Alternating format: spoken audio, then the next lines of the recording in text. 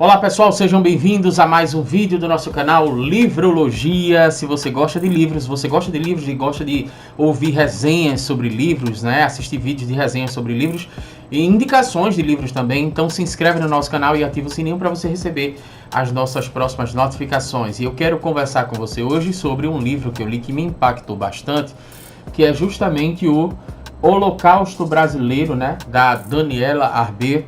Acho que é assim que se pronuncia, né? Daniela Arber. Eu já vi gente pronunciando, inclusive Daniela Arbex, mas eu acho que deve ser francês o nome, não sei. Eu tô falando Daniela Arber.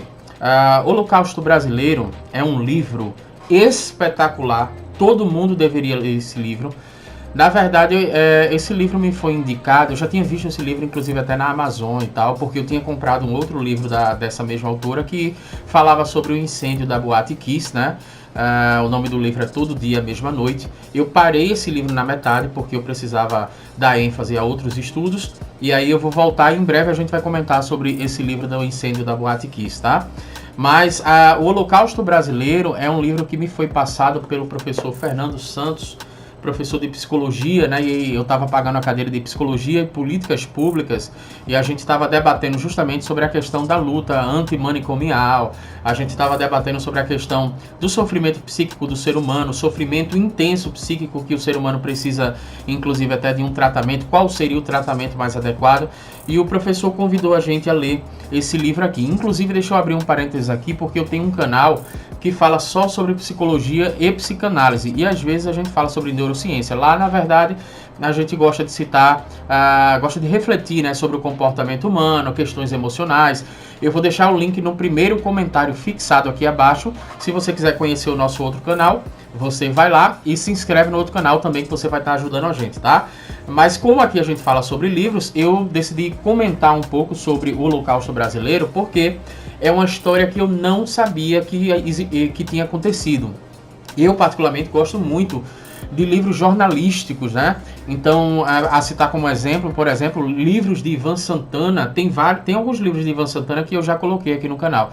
Livros de Ivan Santana, eu acho que, apesar de ele não ser jornalista, mas ele escreve muito bem, e ele justamente traz esse livro com a perspectiva jornalística. E já li outros livros também, como a questão de Rogério Pagna, como a questão do próprio Marcelo Rezende, né? O saudoso Marcelo Rezende. Aqui no canal tem tudo isso também. Mas eu quero comentar um pouco com você sobre esse livro daqui, né? Por que ele me impactou? No Brasil aconteceu um genocídio, né? 60 mil mortos no Brasil, justamente pessoas negligenciadas que estavam no manicômio. E eu refleti muito sobre essa questão do tratamento que a sociedade dá para aquelas pessoas que estão em sofrimento psíquico grave. As pessoas que popularmente, infelizmente ainda chamam assim, popularmente dizem que essas pessoas são loucas, são os doentes, né? Os doentes psiquiátricos e tal. E de certa forma esse livro aqui ele é um tapa na cara para quem defende a questão do tratamento psiquiátrico dentro dos manicômios, né? Você vai encontrar nesse livro aqui verdadeiras atrocidades. E o nome desse livro que me chama a atenção, O Holocausto Brasileiro, eu vi uma semelhança nele, por exemplo, com aquele livro Em Busca de Sentido, de Viktor Frankl, quando ele fala a experiência dele que aconteceu justamente lá no Holocausto, né, na Segunda Guerra Mundial. Ele foi prisioneiro de Hitler e dentro daqueles campos de concentração, como por exemplo Auschwitz, ele viu muita coisa completamente perversa, para dizer o mínimo. Mas até então era uma história que se passou na Segunda Guerra Mundial, eu não era nem nascido, né? Esse livro daqui, ele me aproximou um pouco, até por ter acontecido aqui no Brasil. Então eu vou falar de algumas poucas histórias, sem soltar spoiler. Eu vou falar de algumas poucas histórias, só para você ter uma ideia do que é que você pode encontrar nesse livro aqui. Primeiro, a questão do tratamento, né? Subhumano, a condição subhumana que os pacientes, no caso, eram submetidos, né? Uma situação de frio.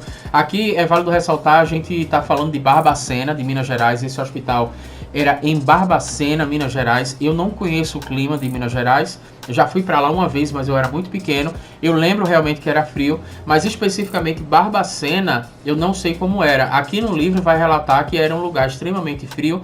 E diversas pessoas que eram colocadas lá no hospital psiquiátrico precisavam ficar em condições subhumanas, sem roupas, sem agasalhos, inclusive, né, ficarem expostas ao frio sem agasalhos. Eles faziam testes dando eletrochoques, por exemplo, para que aqueles pacientes ficassem mais calmos, e vários desses pacientes morriam, e quando morriam, quando faleciam com esses choques elétricos, não existia nenhum tipo de compadecimento nesse sentido, simplesmente eram objetos, né? Ah, ele morreu, então o que é que a gente vai fazer? A gente vai enterrar? Não vamos enterrar não, porque a gente não pode perder dinheiro. Esses corpos eram vendidos para universidades, né? Esses corpos eram vendidos para faculdades que davam aula, por exemplo, de anatomia, né? Cadeiras de medicina e por aí vai. Então as pessoas realmente eram tratadas como objetos. Tem algo que me chama a atenção aqui nesse livro, por exemplo, que é o fato de que várias pessoas que foram para lá, para o hospital psiquiátrico, simplesmente não eram loucas, não tinham sofrimento psíquico grave, né? Eu estou falando louca no sentido popular, mas eu, inclusive, até estou abandonando esse termo do meu vocabulário. São pessoas que têm sofrimento psíquico agudo, sofrimento psíquico grave. Essas pessoas, por exemplo, tem um caso de uma menina que simplesmente ela foi rejeitada pela família. Eu não lembro exatamente o que foi, eu não sei se ela queria namorar um rapaz, eu não lembro exatamente o que foi, tá? Mas é até bom que eu não lembre, porque aí eu quero que você leia esse livro. Então, essa menina, ela foi colocada no hospital psiquiátrico. Existiam alguns trens, que eram chamados de trens de doidos. A pessoa colocava o indivíduo lá, e ele era levado para esse hospital psiquiátrico, e muitas vezes a família nunca mais via essa pessoa. Eu lembro de um caso, por exemplo, de uma mãe que tinha um filho que tinha um problema também. Era um problema que, se fosse hoje, seria tratado, inclusive até talvez por um psicólogo. Mas naquele período, a falta de informação, né, disseram para ela colocar justamente o menino nesse trem para levar ele para o hospital psiquiátrico. E ela faleceu sem nunca mais ver o seu filho, e o menino era muito pequeno. Eu lembro de outra história também que me chocou, que quando esse hospital psiquiátrico ele acabou, as pessoas estavam tão institucionalizadas que elas não conseguiam nem ter autonomia, por exemplo, para escolher a sua própria roupa, para saber qual é a comida que ela vai se alimentar, qual é o momento de se alimentar. São coisas simples que nós fazemos.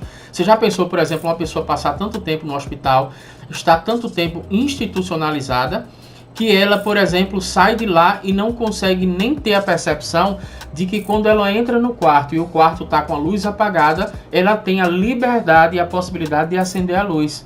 Quer dizer, no caso, as pessoas aqui não... Elas saíram de lá de uma forma... Foi uma lavagem cerebral tão grande, e um isolamento tão grande, uma exclusão tão grande, e uma institucionalização tão grande, que essas pessoas, quando saíram de lá, depois de vários anos, né, pessoas passaram a vida praticamente toda lá, elas não sabiam que tinham esse tipo de autonomia. Então, quando saíram de lá, eu lembro de um caso de uma mulher que morreu de diabetes, simplesmente porque quando ela saiu, ela aprendeu a gostar de refrigerante. Ela tomou refrigerante pela primeira vez, ela tomou Coca-Cola, e depois que ela tomou Coca-Cola, ela falou: nossa, que coisa gostosa, Coca-Cola, a partir de hoje eu só tomo Coca-Cola, porque minha vida toda eu fui privada disso. E o que acontece é que essa mulher morreu de diabetes, diga-se de passagem. Provavelmente deveria tomar Coca-Cola, inclusive até no café da manhã, né? Talvez tomasse Coca-Cola mais do que água. Então tem muitos casos aqui que são impressionantes. Pessoas, por exemplo, que eram mortas de frio, né? Eram mortas de frio, dormiam de noite sem agasalho, e você tinha que se acordar lá com urina, com fezes e por aí vai. E você se acordava e você percebia que aquela pessoa não estava querendo acordar, então, enfim, ela morreu. Pega ela e vende para uma faculdade de medicina, né? Porque o corpo dela vai ser usado justamente aí para dar aulas de anatomia e por aí vai. Então, eu falei só, digamos assim, a pontinha do iceberg do que é que você pode encontrar nesse livro aqui. Para quem tem estômago fraco, eu vou dizer para você, não leia esse livro. Para quem tem estômago fraco, para quem realmente é abalado por determinadas atrocidades, eu não aconselho você a ler esse livro.